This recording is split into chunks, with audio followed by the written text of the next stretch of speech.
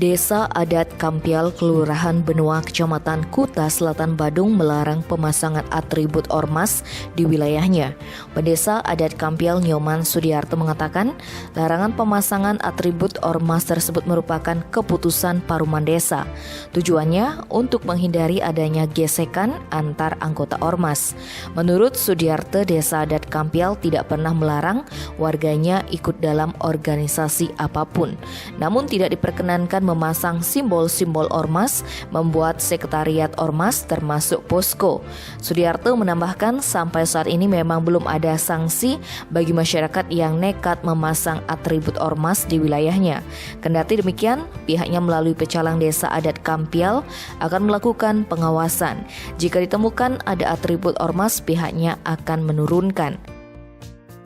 Tim Bali Express melaporkan.